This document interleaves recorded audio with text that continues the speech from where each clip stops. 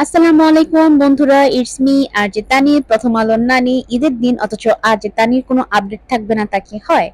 সকালবেলা ঘুম থেকে উঠেই কিছু পরোটা ভেজে নিয়েছিলাম এবং রান্না করে নিয়েছিলাম গরুর মাংস। সাথে ছিল খুবই সিম্পল ঘন দুধ দিয়ে তৈরি করা চা এবং মিষ্টি। তো যাই হোক, সকালবেলা উঠে গরুর মাংস দিয়ে আয়েশ করে পরোটা খেলাম, চা খেলাম, মিষ্টি খেলাম। তারপরে অলস দুপুর পার করতেছি। হাতে তৈরি করা সেমাই এক বাটি ভরে নিয়ে বসে পড়লাম। আমার ভাইয়া ভাবি কোরবানি দিয়েছে। কালকে রাতে আপনারা যে গরুটার পাশে দাঁড়িয়ে আমাকে ছবি তুলতে দেখেছিলেন, সেই গরুটাই সকালবেলা উঠে জবাই করা হয়েছে। তো গ্যারেজে বসে এখন গরুর মাংসগুলো প্রসেসিং করা হচ্ছে। এখানে একটা গরু একা দেয়নি অবশ্য, গরুর ভাগা নেওয়া হয়েছে।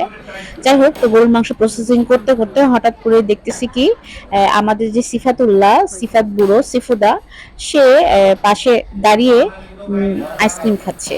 তো ওকে কেমন দেখা যাচ্ছে আপনারা একটু দেখুন। খাও, একটা হাসি দিছো তুমি। খাও আপু, খাও তো, খাও খাও দেখি। এই তো, এই তো আমাদের সেফুদা, সিফাতুল্লাহ। শুধু সিফাত একা না, ছোটবেলায় আমি এভাবে আইসক্রিম খেতে খুব পছন্দ করতাম, বড় হয়ে গেছি এখন এইভাবে খাই। তো যাই হোক, কোরবানির মাংস প্রসেসিং করা হয়ে গেছে, যার যার ভাগের মাংস তার বাসায় চলে গেছে।